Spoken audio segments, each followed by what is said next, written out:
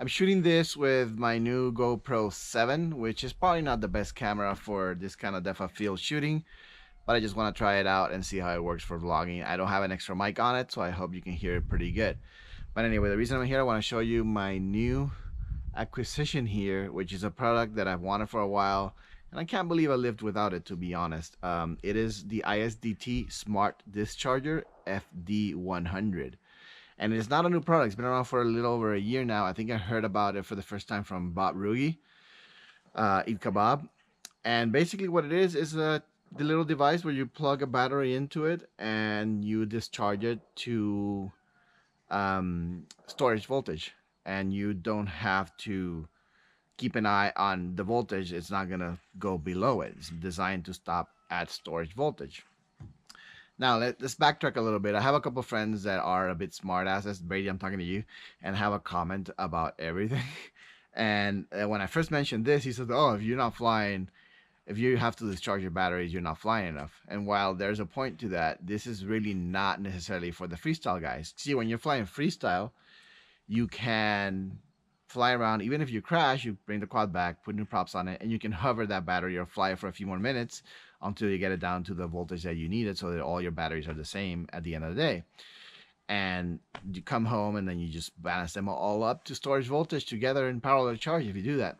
However, racing, which is what this is really useful for, you don't have that kind of luxury, because when you're racing, if let's say you crash during a heat and you bring the quad back, you're not going to have time to sit down and discharge that battery hovering, because there's another heat coming up in less than 2 minutes.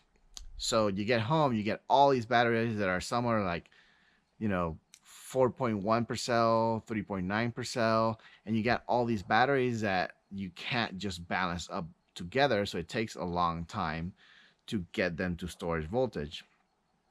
That's where this comes in. So you take all those batteries that are over 3.85 volts, plug them in one by one, and you can get it down to storage. And then you only have to deal with the ones that are under 3.8 to either balance them together or bring them up a little bit so you can balance them together. So this is actually very useful because it saves you a lot of time. It cost me $30, and honestly, in the time it saves me, for me, anything that can save me time is good, because I can, while I'm working or while I'm working on a quad or doing whatever at home, I can just plug it in and I know it's going to go to storage voltage. I do not leave it unattended. You never do. You never should.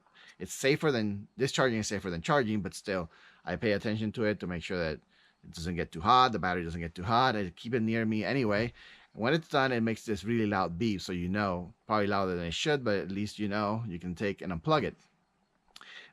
Basically, it's a line of resistors in here with regulation so that it stops at the voltage it needs it to stop. It actually works down to 3.8, and even though I prefer 3.85, there's a way to flash it to 3.85, but it's a little bit involved because I don't even see a USB plug on it, but I know there is a way to flash it with some kind of tool to 3.85 if you like that voltage, for example. But I'm not even going to bother. It kind of stops on 3.81 per cell or something like that, and that's fine by me. And yeah, the way it works, you have this battery is fully charged. You have this series of cells here that you can use 2S all the way through 8S, and then you can do a discharge of like 0.5 of an amp all the way to 6 amps. Most chargers can't do a discharge higher than 2 amps. I think most of them are even less than that. Depends on how much in a hurry you are. You can run it higher or lower. I would suspect it's kind of nicer on everything if you run a little bit lower, especially on this thing. And the way it works, you just plug it in. You have a couple seconds to select your cells after you plug it in. So I plugged it in and I make sure hitting the cells here. Last time I did let me see, a 6S, so now I'm doing a 5S. So you can't see it in this light, but yeah, the little 4S is lit, and then the 2 amp. And yeah, that's it. Nothing really happens. You can't hear any noise, but in a few seconds, you start feeling it gets warm. And it just sits there, and the hotter it gets, depending on the weather, then the fan will go on and start cooling the resistors. Yeah, and as soon as the thing detects that it's down to storage level, it'll beep, and then you just unplug it, and done. I know, I mean, it's $30, but some people, like, they'll build their own little light bulb to charge batteries down, or discharge batteries down. But then what happens is that you gotta pay attention to it. They'll put a little voltage meter on it. You're gonna keep constantly paying attention. You forget, you kill the battery because it keeps going. Unless you develop a circuit that will stop, but might as well at that point for $30 just get this. I love it. I'll keep it in my. I'm not sure if I'm gonna keep it in my FPV bag. I'll probably just keep it at home for when I get back home. But I guess it could be useful also at the actual race events. I might actually bring it with me. So yeah, this is what it is. ISDT Smart Discharger FD-100. Thanks for watching.